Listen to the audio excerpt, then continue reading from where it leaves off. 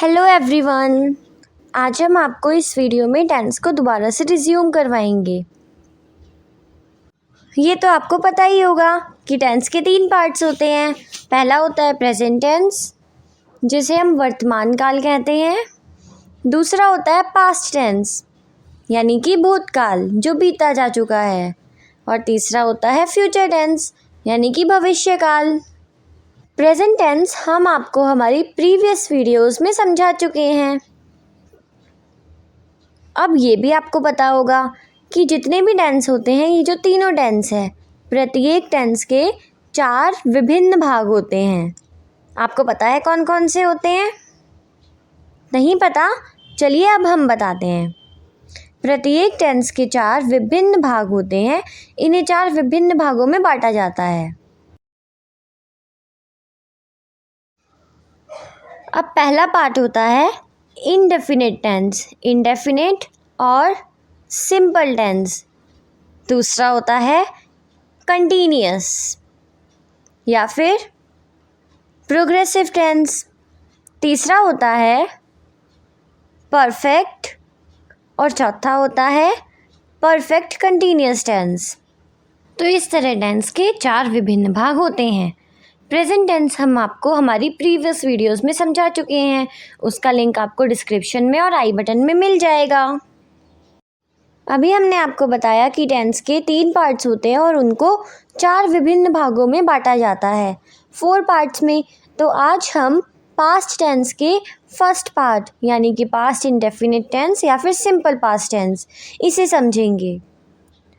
यह टेंस निश्चित भूतकाल की सूचना देता है।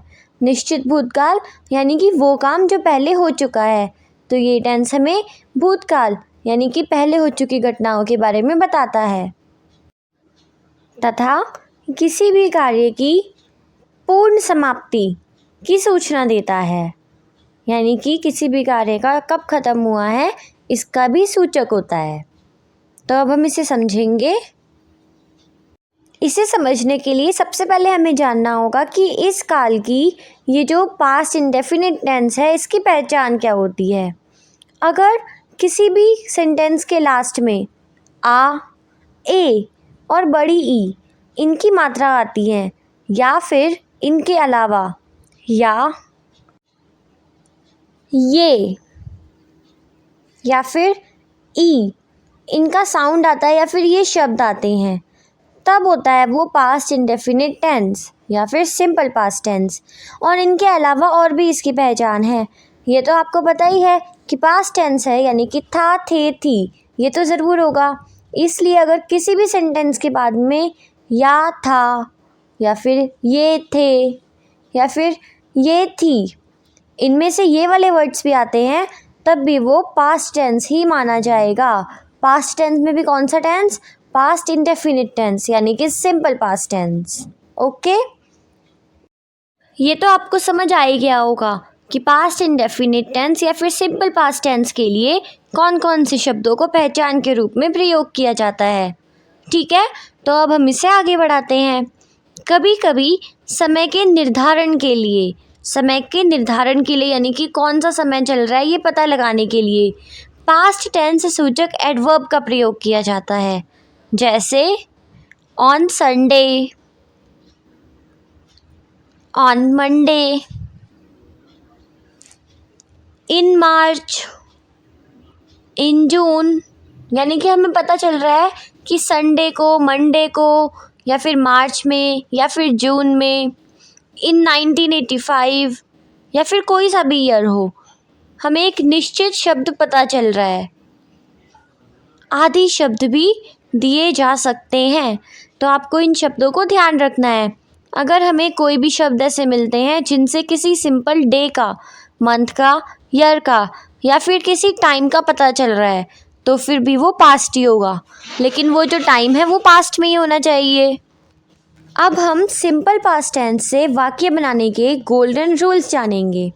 ऐसे वाक्यों में हमेशा वर्ब की सेकंड फॉर्म का प्रयोग किया जाता है, यानी कि हमेशा पास्ट फॉर्म का प्रयोग किया जाएगा पास्ट टेंस में।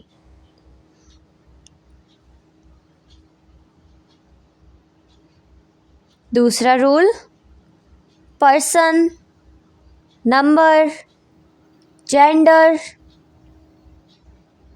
से कोई अंतर नहीं पड़ता है, चाहे कितने भी पर्सन हो, नंबर हो या फिर जेंडर हो, इनसे कोई फ़र्क नहीं पड़ता, हमेशा पास्ट टेंस के लिए सेकंड फॉर्म का ही प्रयोग करना है। चलिए अब हम इसके कुछ एग्जाम्पल्स करके देख लेते हैं, ठीक है। मैंने एक पत्र लिखा। मैंने एक पत्र लिखा, तो अब हम इसे कैसे बनाएंगे? मैंने का आई, एक पत्र लिखा, तो लिखने को करेंगे रॉट, वर्ब की सेकंड फॉर्म। उसके बाद एक पत्र यानी कि ए लेटर, सबसे पहले सब्जेक्ट, उसके बाद वर्ब की सेकंड फॉर्म, उसके बाद हमने लिखा ए लेटर यानी कि ऑब्जेक्ट, तो ये हो गया पास्ट इंडेफिनिट टेंस। दूसरा हम देख लेते हैं, मैंने एक पत्र लिखा था, तो आपने ऊपर देखा आ की मात्रा लगी हुई है और नीचे था है, तो इसमें भी मैंने का आई, लिखा था सेकंड फॉर्म रॉट और एक पत्र का a letter, same to same वैसा ही है, कोई भी अंतर नहीं पड़ा। अंतर सिर्फ हिंदी में है, ऊपर आ की मात्रा लगी हुई है लास्ट में और इसमें आ की मात्रा के साथ था लगा हुआ है। अब हम अगला उदाहरण देखेंगे, मैंने एक पत्र लिखा है आ गया यानी कि ये प्रेजेंट में गया है, तो फिर मैंने को हमने चेंज किया आई में, प्रेजेंट टेंस है यानी कि हेल्पिंग वर्ब लगेगा हैव, और लिखा का वर्ब की थर्ड फॉर्म रिटर्न, एक पत्र यानी कि ए लेटर। तो अब ये वाक्य किस में गया है? प्रेजेंट परफेक्ट टेंस में। प्रेजेंट परफेक्ट होता है तो वर्ब की हेल्पिंग वर्ब में हम हैज़ या हैव लगाते हैं और साथ ही वर्ब की थर्ड फॉर्म यूज़ करते हैं। इसका लिंक भी आपको आई बटन में और डिस्क्रिप्शन में मिल जाएगा। अभी हमने आपको या और या था ये वाले समझाए हैं, अब हम दूसरी टाइप के देखते हैं। वह जयपुर गया, तो इसमें हमने देखा या आ रहा है, ठीक है, तो अब हम इसे भी ऐसे बनाएंगे, वह को ही या शी में बदल सकते हैं। गया वेंट वर्ब की सेकंड फॉर्म, जयपुर जा रहा है तो जयपुर, लेकिन किसी स्पेस जगह का नाम है, किसी स्पेसिफिक जगह का नाम है, तो फिर टू लगाया है, तो ये भी पास्ट इंडेफिनिट टेंस है। अब हम दूसरा एग्जाम्पल देखते हैं, वह जयपुर गया था, तो इसमें भी कोई डिफरेंस नहीं है, सेम ऐसे ही होगा, ऊपर या है और नीचे था लगा हुआ है, तो he went to Jaipur, same to same ऊपर वाले की तरह ही होगा, कोई डिफरेंस नहीं है, और ये भी पास्ट इंडेफिनिट टेंस है, इसमें कंफ्यूज होने की बिल्कुल ज़रूरत नहीं है। समझ आया सभी को? अब हम नेक्स्ट देखेंगे। अगला है हमारे पास, वह जयपुर गया है, तो इसमें है आ गया यानी सिंपल सी बात है, ये प्रेजेंट में जा चुका है, प्रेजेंट में कौन सा है? प्रेजेंट परफेक्ट, तो ही, उसके बाद हेल्पिंग वर्ब हैज़, वर्ब की third form gone to Jaipur, वह जयपुर गया है, तो ये प्रेजेंट परफेक्ट टेंस है, ठीक है। तो बस आपको ये ध्यान रखना है, अगर था आता है तो पास्ट है, अगर है आता है तो फिर प्रेजेंट है। चलिए अब हम आपको आगे समझाते हैं। यदि क्रिया के अंत में केवल या, ये, ई इनमें से कोई सा भी वर्ड आता है, तब क्या करेंगे? तब भी ये पास्ट इंडेफिनिट टेंस ही होगा। जैसे कि मैंने उसे पढ़ाया, या आ रहा है इसमें, पढ़ाया, तो फिर पढ़ाया यानी कि पास्ट में है ये, तो हम करेंगे मैंने का आई, पढ़ाया सेकंड फॉर्म टीच की टॉट होती है, आई टॉट हिम या हर, उसे के लिए हम कुछ भी लिख सकते हैं, तो हमने लिखा है हिम। नेक्स्ट है वह शाम को फुटबॉल खेला। तो अभी इसमें आ की मात्रा है, तब हम क्या करेंगे, वह के लिए वह फुटबॉल खेला, ये भी पास्ट में ही है, ज़रूरी नहीं है या आए, आ की मात्रा भी आ सकती है। तो फिर वह के लिए ही खेला, प्लेड, क्या खेला, फुटबॉल। और कब खेला, इन द इवनिंग, यानी कि he played football in the evening. अब हम नेक्स्ट देखते हैं, यदि क्रिया के अंत में, यानी कि जो हमारा सेंटेंस है उसके लास्ट में, हमेशा हमें लास्ट वाले वर्ड पर ही अपना फोकस रखना है।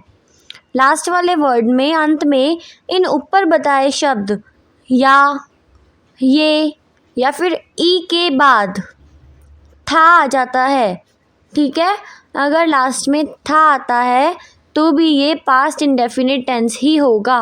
बिल्कुल कंफ्यूज नहीं होना है, हमेशा आ की मात्रा ये या फिर बड़ी ई की मात्रा हो तो हमेशा वो पास्ट इंडेफिनिट टेंस होगा। अगर उसके बाद था है तब भी। एग्जाम्पल से समझते हैं, मैंने उसे पढ़ाया था, ऊपर है मैंने उसे पढ़ाया, आई टॉट हिम, आ की मात्रा है ओनली, और नीचे है मैंने उसे पढ़ाया था लगाया है, इसमें कोई भी डिफरेंस नहीं है, वही होगा। आई पढ़ाया था, टॉट सेकंड फॉर्म है, उसे के लिए हिम, आई टॉट हिम। आया समझ आपको। अब हम नेक्स्ट देखते हैं। नेक्स्ट है, यदि क्रिया में या, ये या फिर ई, इन शब्दों के बाद, या ये ई, इन तीनों शब्दों के बाद, यानी कि इनके बाद क्या होगा, इनके बाद अगर क्रिया में सेंटेंस में लास्ट में है या फिर है आ जाए, तब क्या होगा, तब जो सेंटेंस होगा वो प्रेजेंट परफेक्ट टेंस होगा, ठीक है। तो अब हम इसे एग्जाम्पल से समझते हैं, मैंने उसे पढ़ाया है, मैंने उसे पढ़ाया है, तो इसमें है आ रहा है, ऊपर वाले में मैंने उसे पढ़ाया आ रहा है तो फिर पास्ट है। मैंने उसे पढ़ाया था आ गया, तब भी पास्ट टेंस है। अब इसमें है आ रहा है यानी कि प्रेजेंट टेंस है, तो इसे कैसे बनाएंगे हम, मैंने का आई, उसके बाद हेल्पिंग वर्ब हैव, वर्ब की third form taught, I have taught, उसे के लिए him, I have taught him. समझ आया पास्ट टेंस। होप आपको सिंपल पास्ट टेंस अच्छे से समझ आया होगा। अगर आपको कुछ भी कन्फ्यूज़न है तो फिर आप कमेंट सेक्शन में जाकर पूछ सकते हो। तो मिलते हैं आपको नेक्स्ट वीडियो में अगले टॉपिक के साथ। Till then bye, thanks for watching.